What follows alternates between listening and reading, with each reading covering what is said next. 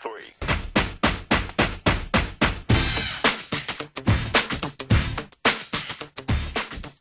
Hey everyone, welcome to the Idiomatic Top 3. With Nicholas, I am the gaming correspondent for Idiomatic. And I am Dimitri, editor-in-chief of Idiomatic and movie critic. Today we're gonna do comedy! Hey, Nick, you know what's the most important thing about comedy? I don't know. Timing! Oh! You got me there. Indeed. So, we're gonna do overrated comedies. Oh. Those that we don't like. Yes. And that everybody else does. Seem to like, yeah. Or, we're successful in a certain way. Yeah. And so that's the definition of overrated, people. Go to hell. Alright, you go first. Alright. The first one is the whole Meet the Parents series. The first movie, Meet the Fockers afterwards. Now there's Little Fockers that are out. The whole series is based on one joke. That the guy's name is Focker, and his first name is Gaylord.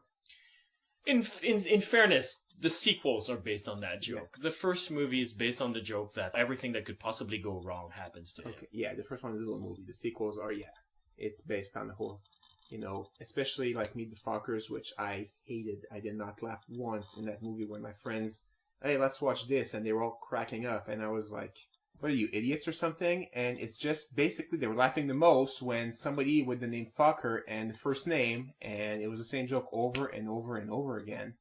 And okay, honestly, if you present me, I see the news and the prime minister of a certain country is named Gaylord Focker, I might laugh because that's a funny name. But when it's written, and the scriptwriter wrote the name and said, "Oh, this is a funny name."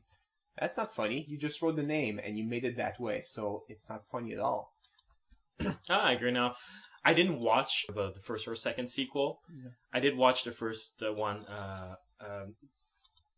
It was weird because I was supposed to go as a critic, but I missed the critics showing, the press screening. Yeah. So I had to go on one of those radio show screening where you go on late night there and full of freeloaders who are there to see the movie. And they selected me for a contest to win the soundtrack of the movie, where they asked me questions, and I was so not into it because I was there to work. I do not like Robert De Niro in comedies. All he does is squint his eyes and make that face like that with a jaw dropping down, and that's all he does. That is not particularly funny, and that is not an awful lot of variety in it either.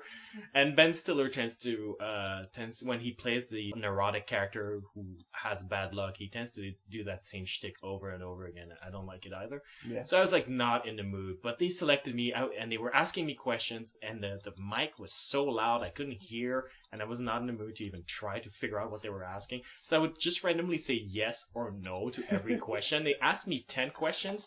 And they were all yes or no questions. I got all of them wrong.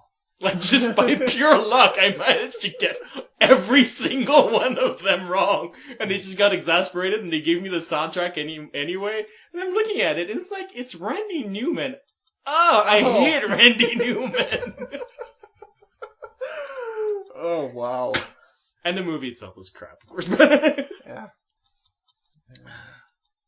Yeah, that was my experience with Meet the Parents, which, great choice. I don't understand, because the last one, super popular. It was number 1 on the box office for the holiday season. Yeah. I'm like, really? Well, here, we'll be as popular as them. Focker, Focker, Focker. Yeah. Hey. My name is Get Screwed. GITSCREUW. Wow, that is so close to, something that people would say, when you're having sex. Yeah. Really? You tell your lover to get screwed while you're having sex? Oh, whatever. You know what I meant. I hate you. Interesting. I hate you. Alright, my pick. Alright. American Pie. Oh. The entire franchise. The first one was hugely popular. And everybody was like, oh, it's so funny. And it's our generation's Breakfast Club. That's what they said, isn't it? Yes. That's what they said. Which might be true, and it's kind of sad. Because I know that the generation after us is, John Hughes iconic movie is Mean Girls. And that movie is actually good. Huh. But, I think we are trapped with, American Pies, like, I guess we're just a bunch of nincompoop horn dogs as a generation. I'll stick with Breakfast Club and I'll pretend it's my generation. I guess so. Yeah, that movie did not work for me at all. It's okay. First of all, I don't relate to it. That's one of the main problems, and I don't know. Maybe it's an American thing, or maybe it's just that I didn't grow up that way, and maybe Canadians do too. But the whole thing of like, oh, I'm a teenage boy and I need to have sex, otherwise I don't relate to that at all. I never felt that pressure ever growing up. Yeah, me neither. Like, I had guy friends who, the first time they got a blowjob, they had to tell everybody. But that's not the same as feeling pressure to get it. Yeah. You've never humped a pie before? No, well, keep in mind that I had a steady girlfriend throughout my entire high school, and we had sex pretty early. So, here's a little bit of disclosure for everybody who needs to know. I had sex before I learned what the word boner means. So, true story. So, I mean, there's part of that where I can't relate, but I not even like looking at my friends. I remember prom. Nobody was going like, I need to find something to hump. Oh my god. Like, that never happened to any of my friends. Yeah, me neither. It's just I don't get it, and it's not funny. It's just not funny, and it got a bunch of sequels that were also not funny. Yeah, and Sean William Scott, like Stifler. Oh no, he's the cool character. Everybody has to be like him. Oh, that's such an annoying, obnoxious character. I have seen a lot of the American Pie movies, again, because of work, and I remember one which I think was Bandcamp, because there are 7 American Pie sequels, for those of you wondering, and I said sequels, not the movies total. The one, I think it was called Bandcamp. That one wasn't bad because, well, Stifler was long gone. It was the little brother of Stifler who was trying to be Stifler because he thought that's what was cool, because his older brother always told him that he was the coolest guy in the world. So as his little brother, he didn't know any better. Yeah. And it was all about this kid who, is actually a decent human being, constantly trying to act like a twat because he thinks that's what being cool is, and everybody hating him for it. And actually, that one was the one where it's like, okay, you know what? That joke works. Because A, you can relate to that. Like, kids do it all the time. Act a certain way that's obnoxious because they think it's cool. Yeah. Oh, yeah. Yeah. And 2, he's a likable character because deep down, he's not that jackass. And 3, it's not about getting his penis wet. Oh my god! That is true. Yep. Yeah, so I guess the sequels, one sequel wasn't bad. Yeah. But, yeah, I don't see what the big deal is with that movie. I caught them, like, on Comedy Central, because they didn't play the original one. They just played a bunch of sequels. Mm-hmm. And because they didn't want to play the original, because apparently that's the best one of them. Which one? The original American Pie. Yeah. The first movie, that's the best one of them. So Comedy Central's not going to pay for that one. It just played all the sequels. And there's, like, one horrible movie after another. But, yeah, I was playing video games at the time, too, so I wasn't paying half attention. It was background noise, wasn't funny. It was painful. It really was. I mean, and it's weird that everybody thought it was such an amazing movie back in the day. And I think time has been unkind to that movie. Because it is the movie that everybody went like, wow, that's going to put Jason Biggs on the map. Oh, yep. Yep, time has been very unkind to that movie. Has anybody from that movie have a career?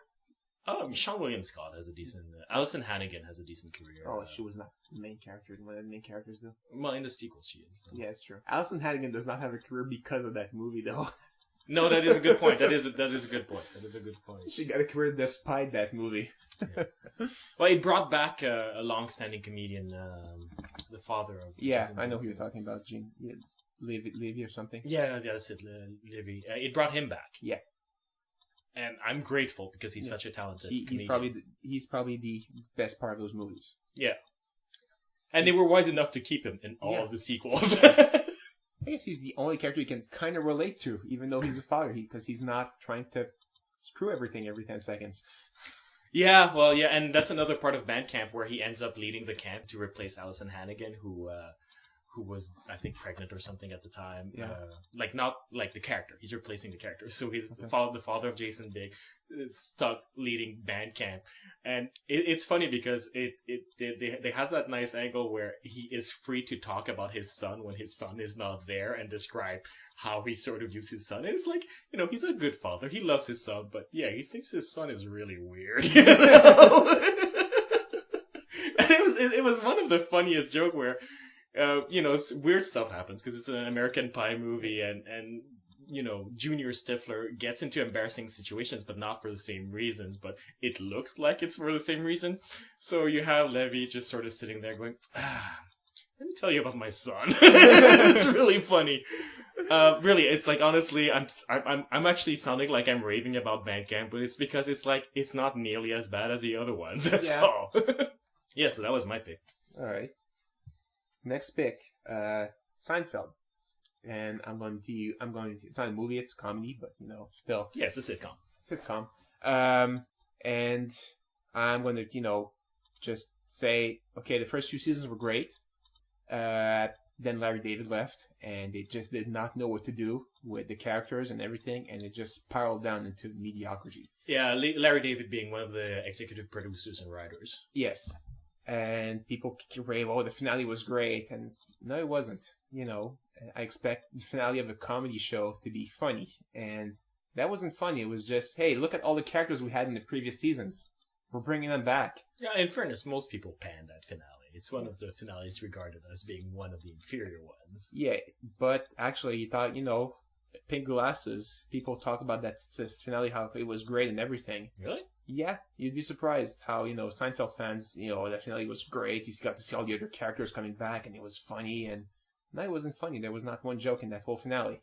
No, because it's usually, in my circle, it's usually panned finale. Yeah. The series is highly regarded, though. Well, starting season 4, it really started going down. They didn't know what to do anymore. You know, a show about nothing. They didn't have any more nothing to talk about, so they went into those zany, crazy situations that were... Well, they went meta a lot for a while, where Seinfeld was pitching his own show. Yeah, that was actually an okay season. You know, because you could see George acting like Larry David, you know, and all the panics he went through, and that was funny. But yeah, after a while, it was like, whoa, you guys don't know what you're doing anymore. Yeah, I will admit, I'm one of the few people of my generation who didn't follow Seinfeld. I just sort of caught it whenever it was playing, but made absolutely no effort to catch it. I was too busy watching Mad About You. But yeah, no, I agree. It never caught my attention nearly as much as it did everyone else. And yeah, I mean, like, I agree with you that it's overrated. I still think it's good. Like you said, the early seasons are good. I don't know which seasons I watched, but the episodes I caught I thought were good, but I just didn't think they were that good, you know? Yeah. The parking lot episode was actually really hilarious. Yeah, that was one of the first seasons, if not the first season. And okay. That was hilarious because they're just stuck in the parking lot. And that's what Seinfeld should have been about. Them, you know, being in everyday situations and nothing happens to them, but it's still pretty funny because, you know, that could happen to you. And, you know, them waiting at the restaurant. Oh, yeah, the Chinese restaurant. That's right. I caught that one, too. That was hilarious as well. Yeah, it's like, it's nothing special. They don't go on the moon to try and find rocks and everything. No, it's just everyday situation, and it's funny. Then, you know, they lost their everyday kind of stuff in the later seasons. Yeah, I caught the finale, and that one had nothing to do with everyday. And it's just very stagey. I don't know if it reflects the rest of the series, but the finale was very stagey, where you could see the wheels grinding as they try to set up the situation that's going to lead to the punchline. Yeah. The later seasons were a lot, very much like that.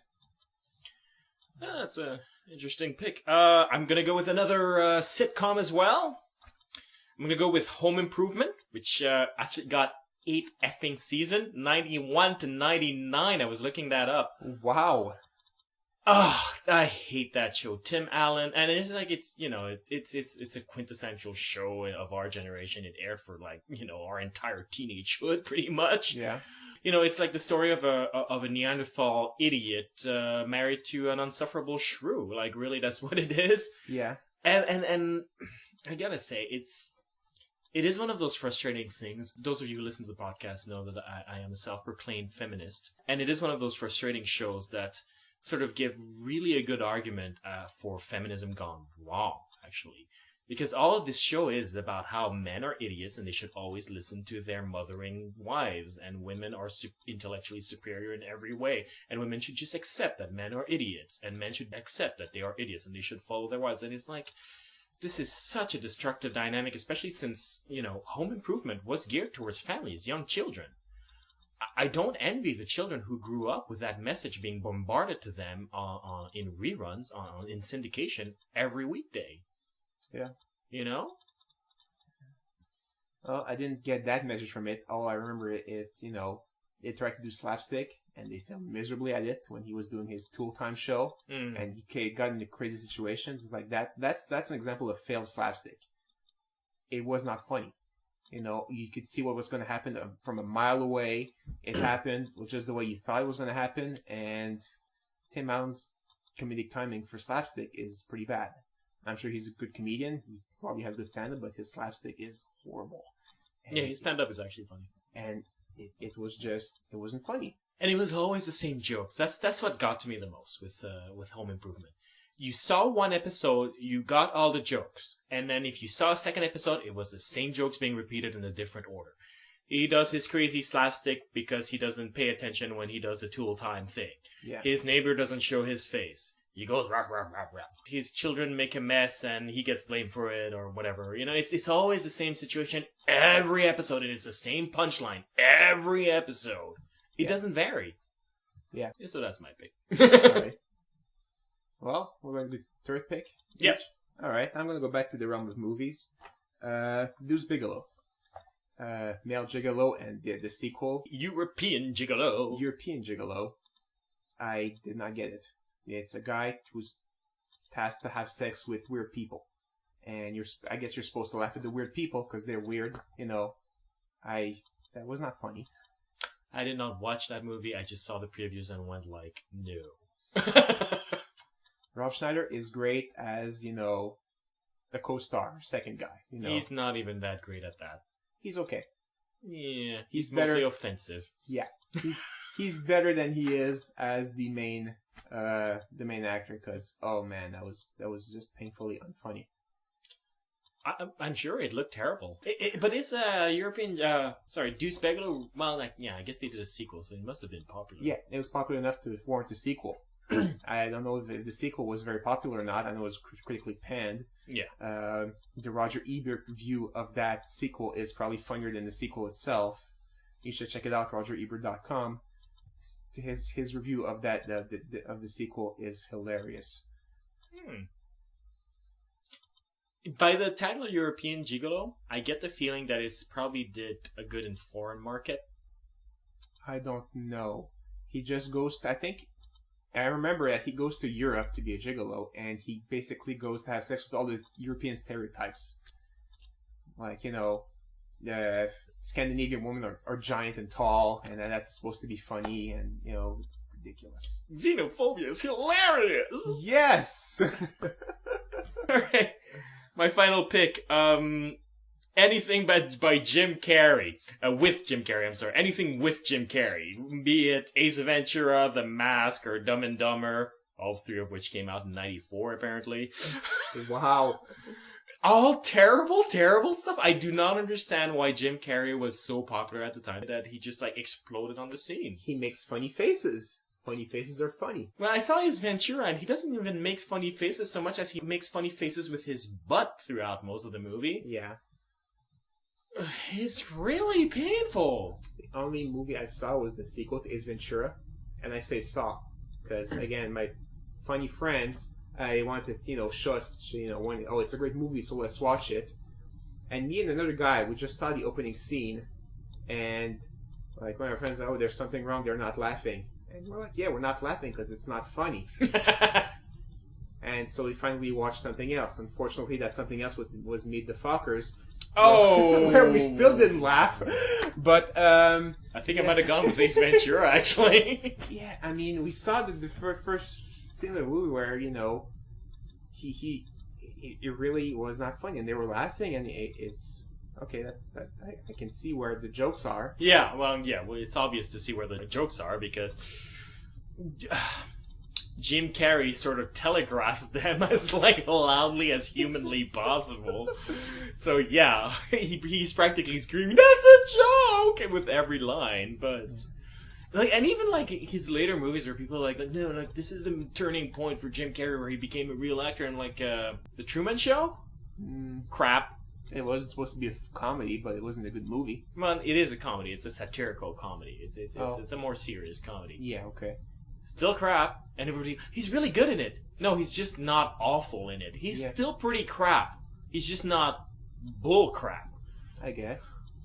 And the movie, boring. And its message, ponderous and pretentious. Crap. Nothing, Jim. Okay, wait.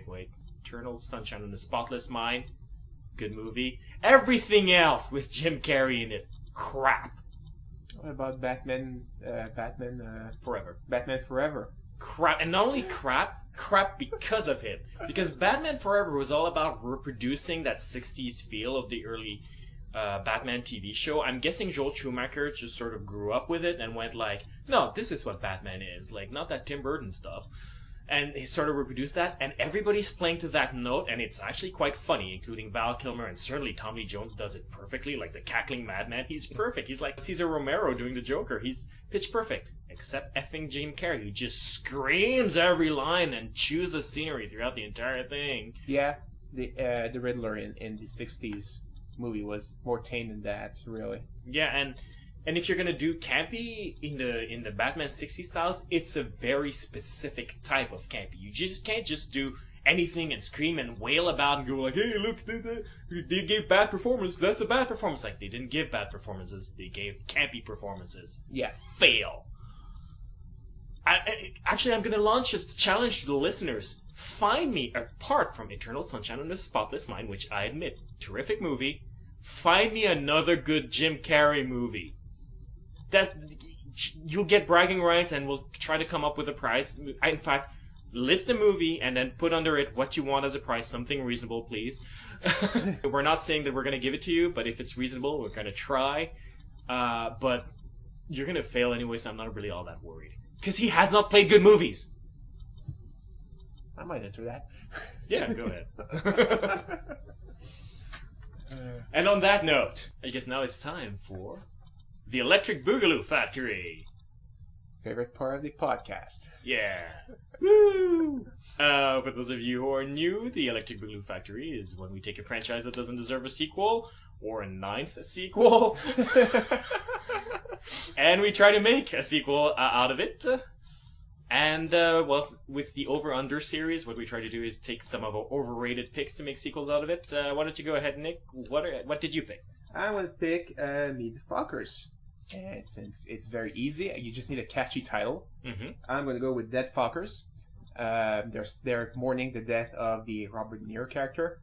And, all you need for that movie is just a bunch of names with Focker behind it. So you could have, like, Happy Focker, Dirty Focker, P. Diddy Focker.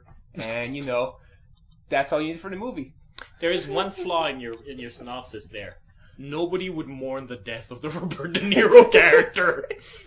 I guess his daughter would, because his daughter has like this attachment to him that everything he does is normal, and I don't get that. But she would mourn him, so the Ben Stiller character is forced to go to the funeral with her, and he brings a bunch of Fockers with him, and that would be the movie.